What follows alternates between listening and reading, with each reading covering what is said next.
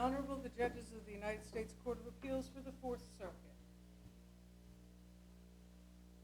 Oyez, oyez, oyez. All persons having any manner or form of business before the United States Court of Appeals for the Fourth Circuit are admonished to draw nigh and give their attention. The court is now sitting. God save the United States and this honorable court. All right, thank you. Be seated. We're fortunate to have with us today Judge Alan Hollander, the United States District Judge from Maryland, sitting for the first time on the Fourth Circuit. We're glad to have you here. Thank you. Hope you go away with a favorable impression. Absolutely. Okay, let's hear from the appellant in the first case.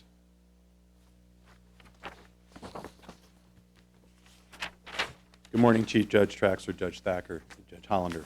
May it please the court, my name is Tom Pluffjohn. I'm from Loudoun County, Virginia, and I represent Carly Ahlstrom in the matter before you today. I'm going to presume that the court obviously has read the briefs and the facts, and so I'd like to address the issues that we put forward, and I'm going to do that temporally because I don't want to make a presumption as to what the court deems most important. The first issue that we want to address is whether or not there was a proper stop and whether or not there should have been a suppression of all evidence based on a lack of reasonable articulable suspicion from the officer that any violation of traffic laws had occurred.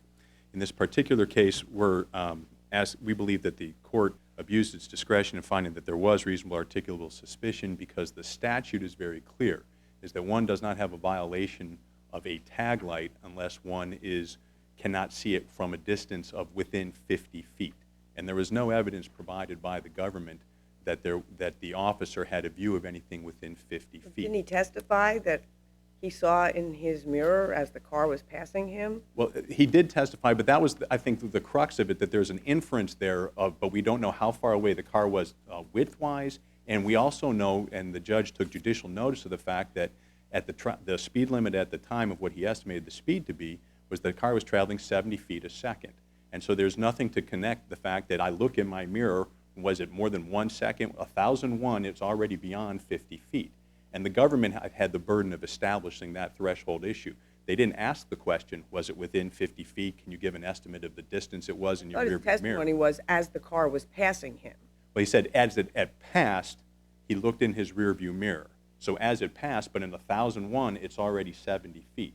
That's the evidence of the case, and the judge took judicial notice. Reasonable articulable suspicion, if the court's the fact finder, doesn't that testimony give rise to an inference that they're passing, the car was traveling in the opposite direction that the police vehicle was facing, and that if his testimony is he saw the car as it was passing, that's within 50 feet. Why couldn't the court draw that inference? Well, I don't think that the court can assume facts, Your Honor, and I just think that the issue in this case is that the government had the burden of establishing one of the elements, which was 50 feet. They could have asked a question in terms of the distance and so forth, of what was the width, how far away was it behind you, was it more than 2 car lengths, 3 car lengths, less than that, and so forth, and all of a sudden it opens up for guessing in that particular case. We do know that afterwards, when he said that he was within 50 feet and so forth, he wasn't able to make a determination of whether the tag light was working because his own headlights had illuminated the tag.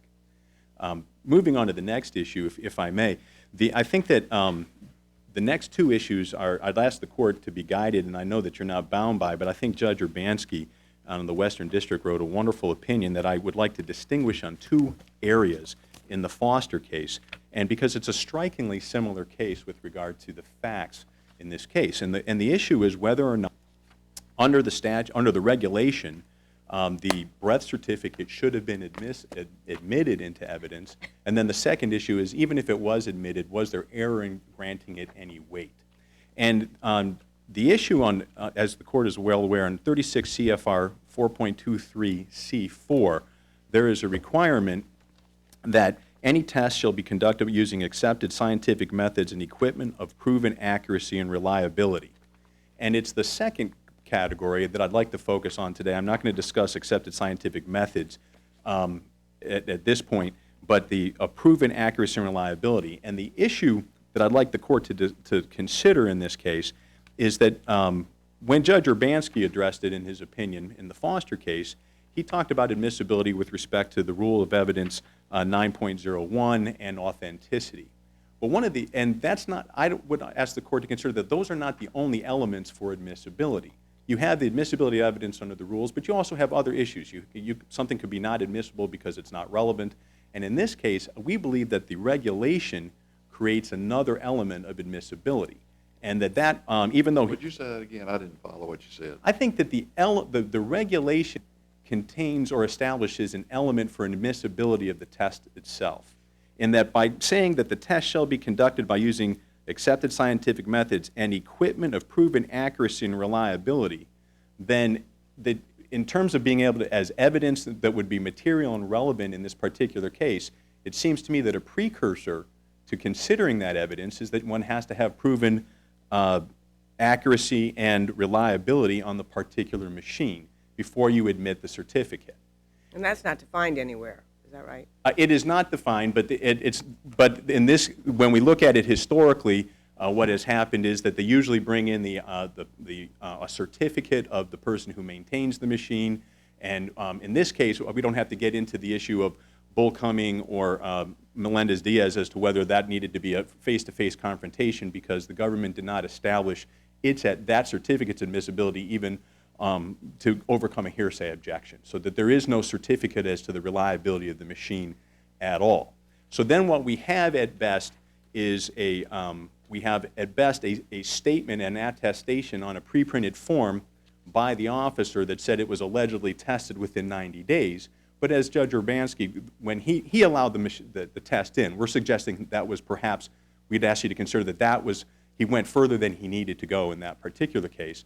But even if, and I'm going to assume, making that argument that that was an element to go forward, even if it's admitted, there should have been no weight given to it, because that pre-printed statement by the officer saying it was tested within 90 days doesn't say anything about the accuracy on the 6th of January, or the 16th of January when this incident, 6th of January when this incident took place. The officer testified about the accuracy on the date of the incident when he did the self-test, and it determined there were no problems. Well, actually, Judge Thacker, that was interesting. What he testified to is that he followed his training, but then when I asked him, is there any way that you can, what if the machine itself isn't working or that diagnostic isn't working?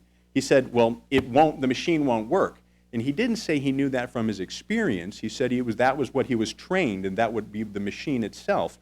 And I think that distinction between experience and how one is trained, meaning that they have actual knowledge versus what they're told by somebody else, was an important distinction that Judge Urbanski brought forward as to why he couldn't give it any weight to that. In the Foster case, Judge Urbanski was dealing with an officer that was the first time he had used the machine. This officer in this case testified he'd used it hundreds of times. So isn't that an important distinction? I really don't think so, only because what that then assumes is that we have an infallible machine, and machines don't wear out, machines don't have any issues. If that's the case, we would never need to have a requirement that they have further in the regulations that you have to have the machine recertified every 90 days and so forth. And more importantly in this case, there's a difference, and I don't want to, between being pushing certain buttons and being able to ascertain or attest to the reliability of the machine. And I specifically asked on cross-examination, do you have any familiarity with the algorithms in the machine? Are you responsible at all with the maintenance of the machine? Do you have any knowledge of how it's done? And his response, it was found in page 91 and 92 of the joint appendix, his response in that case is that no, I don't. And that this is how I'm trained, and because I'm trained in this regard, I'm told that the machine won't operate if it's not operating properly, but there's no personal information that he has in his own right. How about tell me what, in your opinion, would satisfy you, satisfy the statute? What testimony would, in your opinion, be required to satisfy? I think the first thing you would need is, I think that the court would need for it to come in under the per se statute. Don't say it come in. Tell me who would testify to what? I think that the government would have to produce evidence of the certificate that says that it was accurate and it had been properly tested in accordance with that. That would give evidence for the court to realize. Since that didn't come in, then the officer could have testified if he had observed it being tested, if he had observed if he had any familiarity that he had compared. All officers would have to come watch the person test it every time it's tested to be able to testify. Well, they saw it tested. No, Chief Judge Traxler. I think that you're not trying to be put into that bright line. You asked me what would be required. Right. Absent a certificate, I think that you have to have somebody with some knowledge that it was accurate and had some basis other than just being told it's accurate by somebody else. Whether they had tested it themselves, not just a blank test and pushed a button and it came forward. That's the whole purpose of why, in most cases, we rely on this certificate of accuracy, which didn't come in this But case. it does say in the exhibit, this was Government Exhibit 1, that the instrument was certified as accurate within the past 90 days. And what's interesting about that, though, is that, and that's why I focused on it being a pre-printed form, Judge Hollander, is that it was a pre-printed form, and it says that, but then when I tested the officer's ability to make that attestation, and I asked him, do you have anything to do with the maintenance? Do you have anything to do with, do you know anything about the algorithm? Can you provide any testimony to support that attestation? He could not, only that that's what he was trained, and he was trained that the machine wouldn't operate if it was, it wouldn't operate if it wasn't operating properly. And then I asked the question, well, if the algorithm that tells it not to operate wasn't working, and he couldn't go beyond there. Now, I anticipate that the government is going to say, very much along those lines, Judge Hollander, that's the pivotal bright line rule. There's an attestation, and it says it was tested within 90 days. And that's what I'd like this court to consider as well, because Judge Urbanski, in his distinction on some of the cases, he referenced the Christie case, and he said that one of the things that was different in his particular case was there was no such attestation that it had been tested within the last 90 days. However, that was in a paragraph, in his opinion, where he talked about 6 other factors that he had to consider as to whether there should be any weight given to the certificate. And so I don't think that, and I think the government is essentially, in their brief, is arguing that there should be a bright line rule that as long as the attestations clause says that there's something tested within 90 days, we don't care what the officer says afterwards. We don't care if he doesn't have any authority, because we're going to rely on this attestation, of which we believe we've established there was no factual basis for in that regard. I think that sums up my arguments on this first half, unless the court has any additional questions at this point. Okay, thank you. You've got some time reserved. Thank you. Hear from the government.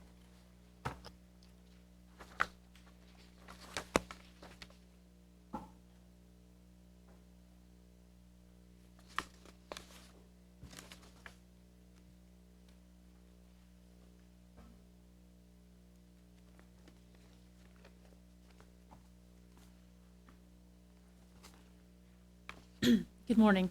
May it please the court. My name is Stacey Bogert, and I'm appearing today on behalf of the United States in this case. Before the court are 2 issues on appeal. First is whether there was sufficient evidence concerning the reliability of the testing equipment to convict the defendant of driving while intoxicated. And the second issue is whether the court properly denied the defendant's motion to suppress evidence following the traffic stop. Each of the defendant's argument is entirely without merit. I'll address first the question of whether the evidence was sufficient to convict the defendant of driving while intoxicated.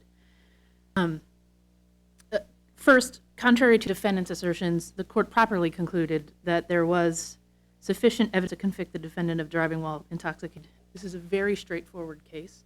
On January 6, 2012, at approximately 2:45 in the morning, the defendant was driving down the George Washington Memorial Parkway. We're familiar with the facts. Let's get right to these legal issues. The issue is the record contains ample evidence concerning the reliability of the equipment that was used on the night in question, and there's no evidence in the record that the equipment was not functioning properly. First, we have the testimony of the arresting officer. It's not his burden to show that it wasn't operating properly. His position is just your burden. So that's correct, Your Honor. Evidence to the contrary. That's correct. Evidence to the contrary is irrelevant. We do have the testimony of the arresting officer. Officer Gillespie testified first. He testified that the intoximeter had been certified and inspected at the time of the test. So we have his testimony, not just the Exhibit 1, his testimony that was not objected to, that the intoximeter was certified, it was inspected at the time of the test. It's on page 71 of the Joint Appendix. The officer testified that he was a certified operator of the intoximeter with experience conducting hundreds of intoximeter tests. The officer testified that the intoximeter would disable itself in the event of a malfunction. He testified he did not observe any evidence in the night in question that there was anything, that the intoximeter was malfunctioning. And he also testified that had there been something wrong with the intoximeter, it would disable itself during the self-testing. In addition to the officer's testimony, there's also the test results themselves admitted as Exhibit Now, 1. go back to your statement about the officer's testimony that it had been about the certification. You referred to what he said on direct, but on cross-examination, he was asked how he knew about its having been tested for its accuracy or calibration, and he had no evidence, he said, with him that day, and when asked how he knew, he said he knew because he had seen it in other trials. He'd seen the certification. So would that be sufficient to establish the accuracy? Is that your argument? Your Honor, I would submit that the officer's statement that the intoximeter had been certified and inspected would be sufficient to establish reliability, but you don't need to rely on just that statement. There's evidence that goes way beyond that. So not just his testimony that the machine was certified and accurate, you have the test results themselves. They reflect that the instrument had been certified on November 14th, 2011. So that was That's just a form, isn't it? Well, it's a printout from the machine, the intoximeter equipment, and it does reflect the certification date. It also has the attestation clause at the bottom of the Exhibit 1 that reflects that the intoximeter had been certified within the past 90 days. The attestation clause also states that the intoximeter equipment that was used had been approved by the NHTCSA as conforming to modifiable specifications for evidential breath alcohol measurement devices. In addition to the fact that the attestation clause says that it had been certified as accurate within the past 90 days by a United States Park Police technician who was certified by the instrument manufacturer to calibrate and conduct accuracy checks with the instrument. So in sum, the record contains significant evidence demonstrating that the equipment was reliable and accurate. Furthermore, the intoximeter results are completely consistent with the defendant's behavior on January 6th. When the defendant's vehicle approached the officer, the defendant slammed on her brakes. The officer then, after observing that the taillight did not appear to be in compliance with Virginia law, followed the defendant, who was weaving within her lane of traffic. The officer activated his emergency lights, used his horn, and the defendant continued driving down the parkway.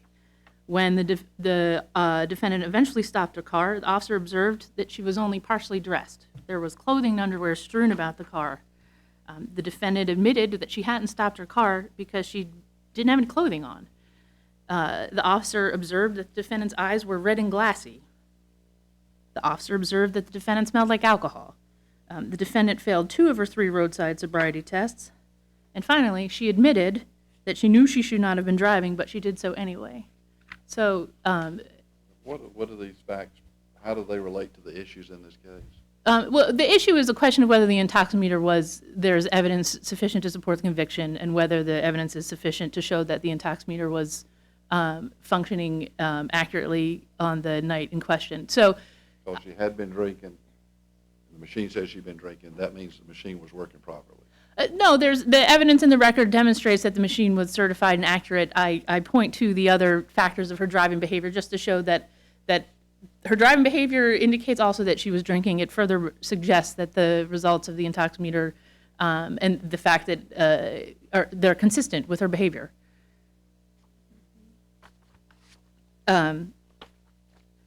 Essentially, in spite of all this evidence showing that the defendant was driving while intoxicated, the defendant now argues that her conviction should be overturned.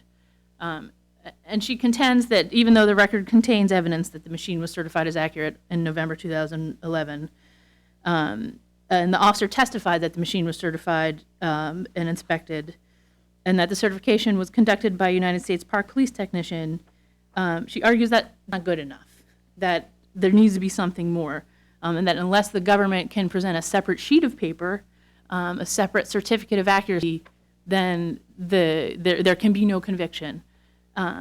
In support of this argument, the defendant relies exclusively on a case out of the Western District of Virginia, United States v. Foster, But Foster is clearly distinguishable from the current case for several reasons. First, the Foster court specifically noted itself that the test results in that case contained no attestation clause on the, or anything about whether the equipment had been tested for accuracy and was working properly at the time of the test. But here, Exhibit 1, the defendant's test results, they specifically include an attestation clause that was signed by Officer Gillespie, stating that the instrument is certified as accurate within the past 90 days. And the Exhibit 1 also includes the certification date and the certification expiration date. The second way that this case is distinguishable from the Foster case is that in Foster, the officer had no independent knowledge of the accuracy machine, and here Officer Gillespie provided testimony regarding the intoximeter that was used. The officer testified that at the time of the test, the equipment was certified and inspected. The officer testified that there was no indication of anything wrong with the equipment, and he also testified that he knew the equipment had been properly calibrated because he'd seen the certification in connection with other trials. And the third way that this case is distinguishable from Foster, as Your Honor pointed out, is in Foster, it was the officer's first time conducting a breathalyzer test or using the equipment. And by contrast, Officer Gillespie testified that he was a certified operator of the intoximeter with experience conducting hundreds of tests. So the government would submit that here the evidence is ample to show that the equipment was functioning properly on the night in question, and the evidence supports the defendant's conviction for driving while intoxicated. The second issue, which is whether the court properly denied the defendant's motion to suppress evidence following the traffic stop, also without merit. It's well settled that a police officer may conduct an investigatory stop of a vehicle if the officer has a reasonable suspicion of illegal activity. Here, the officer stopped the defendant's vehicle based on a reasonable suspicion that the defendant had violated a state traffic provision requiring the vehicle to have a taillight or other light illuminating the license plate. And the officer articulated specific facts in support of this reasonable suspicion. First, he testified that when the defendant's vehicle approached his vehicle, she slammed on the brakes and the car visibly dipped down. This caused him to notice the vehicle. And after the defendant's car passed the officer, he looked in his side view mirror and could not see the vehicle's tag or license plate. The officer testified that in his experience, if a tag light had been functioning properly, he should have been able to see the vehicle's tag when it passed, and he could not. After the officer was following the defendant, he testified that there was also a time, this is the second instance, when he could not see the tag light. What was the evidence that he couldn't see the tag light within 50 feet? The officer did not testify to what distance it was, whether he was less than 50 feet or more than 50 feet. Here, if you view the light in the evidence in the light most favorable to the government, I think the court credited the officer's testimony in reaching a conclusion that the officer had articulated reasonable suspicion. I'd also note that regardless of whether ultimately the testimony established that the defendant had violated the provision, the fact that the officer noted when the car passed that he couldn't see the tag light, in his experience, if the tag light was functioning, you should be able to see it from where he was located. That supports a reasonable suspicion. Ultimately, she wasn't convicted, and the evidence there was no evidence supporting all of the elements of the claim. But the standard here, the burden on the government to prove their case beyond a reasonable doubt to support a conviction is very different than whether the officer had a reasonable suspicion that would justify pulling the car over. And that's really what the defendant's trying to do here. The defendant's arguing that because there's no evidence that the car was within 50 feet and the government hasn't met its burden, but the burden for reasonable suspicion is much lower. It's not establishing every element of the offense and proving beyond those elements beyond a reasonable doubt. It's enough that the officer was able to articulate a specific reason why he believed that the defendant had violated a traffic provision. And here the officer observed twice that the defendant's vehicle did not appear to be properly illuminated, once when the vehicle first passed him, and then later when he was following the vehicle, and that's enough to support a reasonable suspicion to stop the vehicle. Accordingly, the court did not err in crediting the officer's testimony and denying the defendant's motion to suppress the evidence obtained after the traffic stop. Thank you. Okay, thank you. Reply.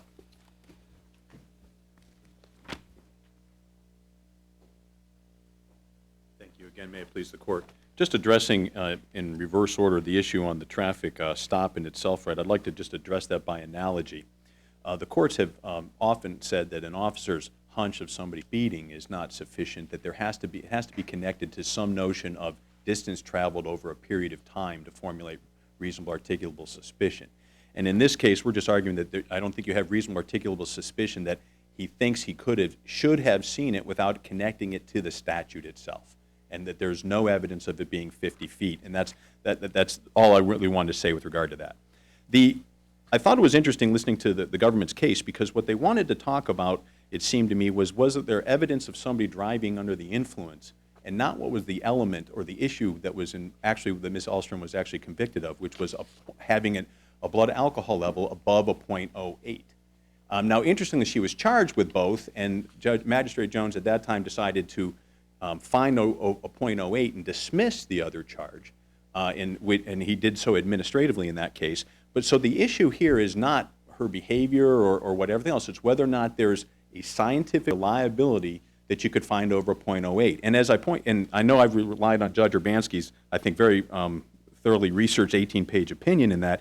One of the things he concludes is that when you don't have sufficient reliability, the most he can come up with is that at best the weight he could give it is that the report would show a presence of alcohol, but nothing to go above a .08. And then Judge Urbanski in the Foster case actually went forward and then did an analysis of the field tests and so forth to make a determination of whether he could find, not under the per se statute, but whether or not he could find under the influence of alcohol. We don't have that in this case. This is a reliance of whether it was a .08 or higher, with no indicia that there is a accurate result. Judge Hollander, I want to address the one question you had raised as well, is the fact that the officer said, had he seen it in other trials? Well, the problem is that there is nothing of what he had seen in other trials. That nothing was fleshed out by the government. We certainly didn't want to address any hearsay that we couldn't bring up and actually ask him what did he see and where's the document and so forth. So there's nothing there for the court to rely on as to whether there was any foundation that had any teeth to it. And then when you contrast to the fact that he doesn't know anything about the algorithms, he doesn't know anything about the maintenance, and that this was all part of his training, I don't think that that is sufficient to allow for a determination of reliability in this case. That's what I have to say. Thank you very much for your time this morning. All right, thank you. Thank you. We'll come down and greet counsel, and then we'll go into our next case.